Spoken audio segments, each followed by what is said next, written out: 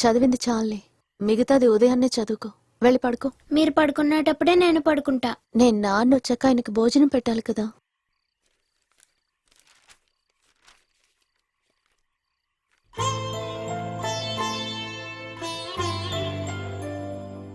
అమ్మా, ఉమ్, నాతో చదువుకునే మాలతి ఇచ్చింది. సెలవుల్లో వాళ్ళ అమ్మమ్మ ఇంటికి వెళ్ళినప్పుడు వాళ్ళ అమ్మమ్మ ఇచ్చిందంట. ఎండ పడకుండా చూసుకుంటే ఇది పిల్లల్ని పెడుతుందంట. నిజమా అమ్మా? నాకేం తెలీదు. నువ్వు వెళ్ళి పడుకో అమ్మా.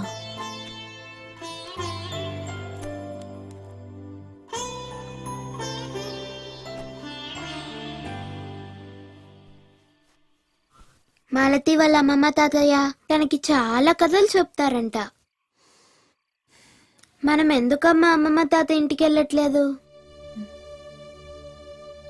ముందు నువ్వు పడుకో.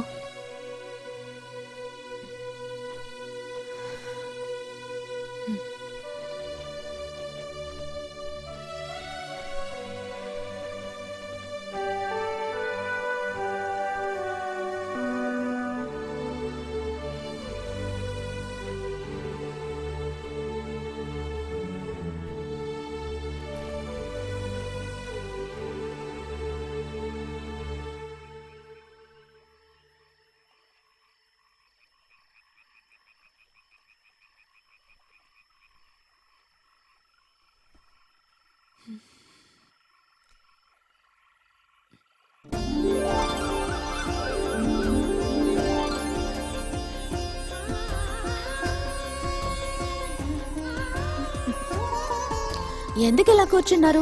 మీ నాన్న ఇంతవరకు రాలేదే, ఎందుకింత ఆలస్యం చేస్తున్నారు? ఇంకా చిన్నపిల్లవేంటే?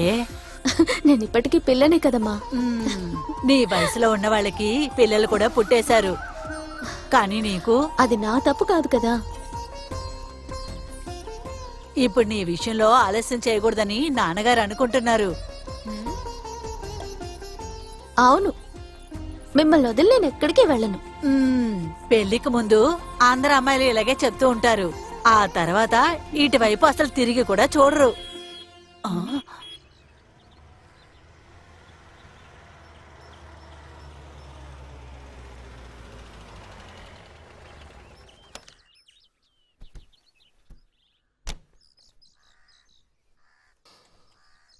అబ్బా అబ్బా, ఎంత ఎండ! ఆ, ఎందుకింత ఆలస్యమైంది? చెప్తాను, కంగారు పడకో.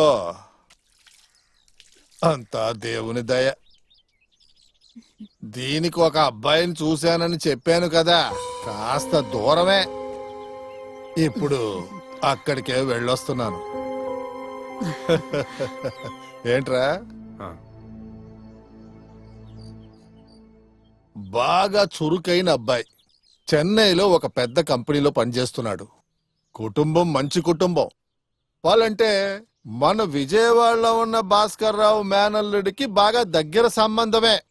వాళ్ళందరికీ అబ్బాయి బాగా తెలుసు.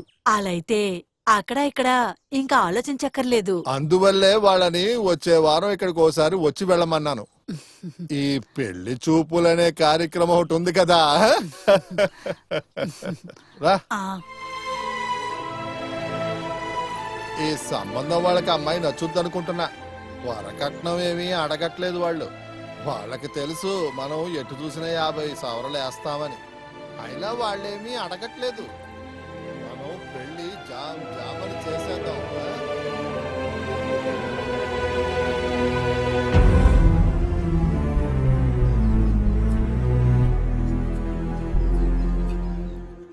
అలా అయితే త్వరలోనే రుక్మిణి పెళ్లి భోజనం తినచ్చా? పెళ్లి పూర్తయ్యేంత వరకు నీకు రెస్ట్ అనేదే ఉండదు కదా. చిన్న వయసులో మీ నాన్న చేయి పట్టుకుని ఇక్కడికి వచ్చావు కదా, అలాంటప్పుడు నువ్వు అన్ని దగ్గరుండి చూసుకోవాలి కదా. ఊరికే వాక్కుండా ఎక్కడి నుంచి వెళ్తావా? వీడితో ఏం చెప్పలేము, మాట్లాడలేము కూడా.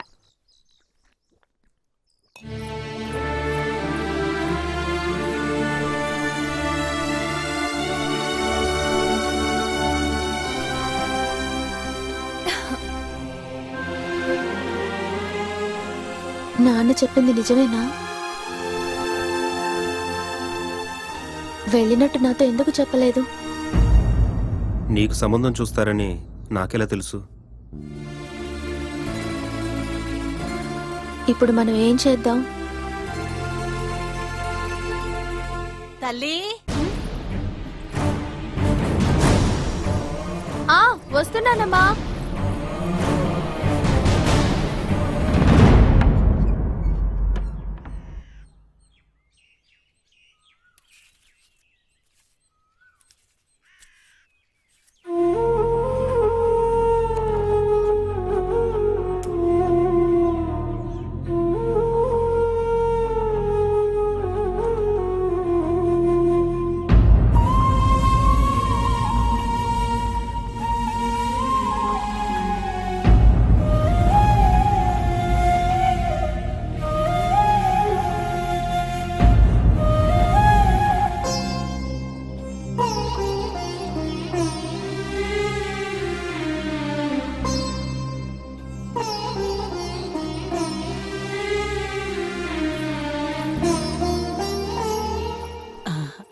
నాన్న చాలా సంతోషంగా ఉన్నారు. ఎలాగో మన అంతస్తుకు తగ్గిన అల్లుడు దొరికాడు. అన్ని పనులు సక్రమంగా చెయ్యాలి. ఈ ఇంట్లో పెళ్లి పందిరి రావాలంటే నీ పిల్లలు పెద్దవాళ్ళే కదా. హ, అంతవరకు మేము ఉండాలి కదా.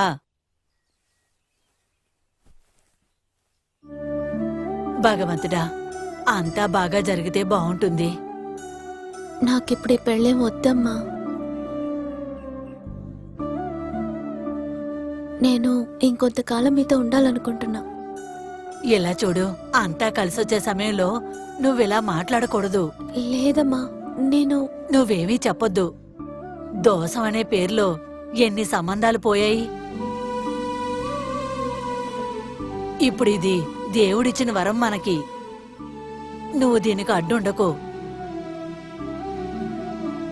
ఆడపిల్లలకి పెళ్ళవకుండా ఇంట్లో ఉంటే తల్లిదండ్రులకి అవమానాలే తల్లి. ఇలా చూడు, నాన్న అంతా నిర్ణయం తీసుకున్నారు. నువ్వు ఆయనకి ఎదురుగా ఏం మాట్లాడినా చేసినా సరే తర్వాత ఇంట్లో స్థానం అనేదే నీకుండదు.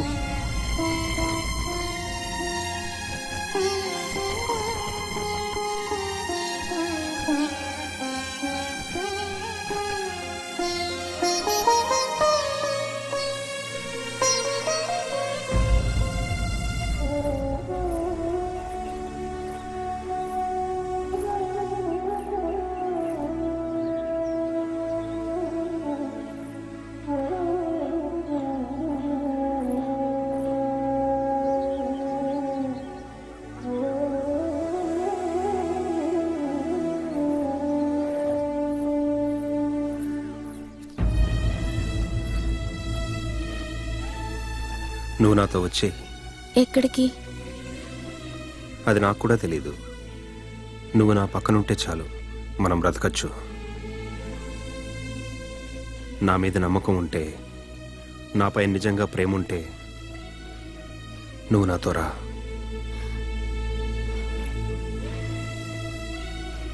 లేదంటే చెప్పు, నా దారి నేను చూసుకుంటాను. ఏ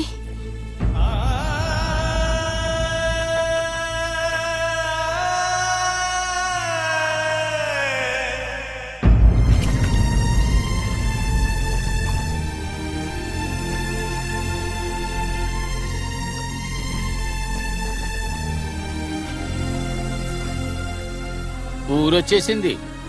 ఇదే ఆ ఊరు. రుక్మిణి, ఊరొచ్చింది.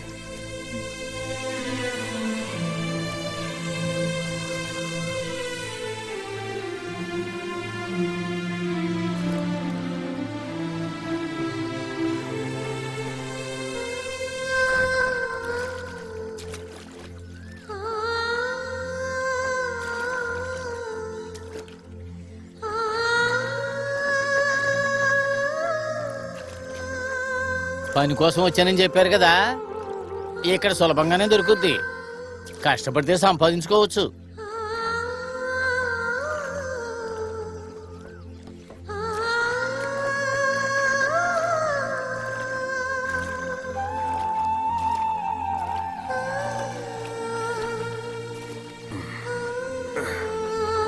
రా.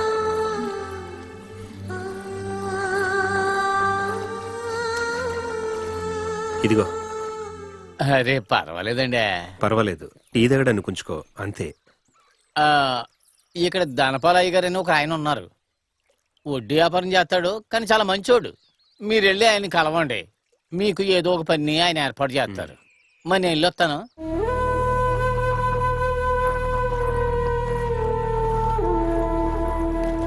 ఏం చేద్దాం, పాపాలు పుణ్యాలు చూసే మనసు యజమానికి ఉంది. స్కూలుకి కొత్తగా వచ్చిన టీచర్ ఇంతకు ముందే అడిగారు. ధనపాలు గారు చెప్పినందువల్లే మీకు ఇస్తున్నాను. ఇలా చూడండి, అద్దె నాకు సరిగ్గా వచ్చేయాలి. తప్పకుండా ఇస్తాను. నచ్చిందా? వసతులు కొద్దిగా తక్కువే. ఉన్నదే చాలు. బాబు, ఆ తాళ్లు కంపెనీ ఓనర్ని చూసామంటే నీకు ఉద్యోగం వస్తుంది.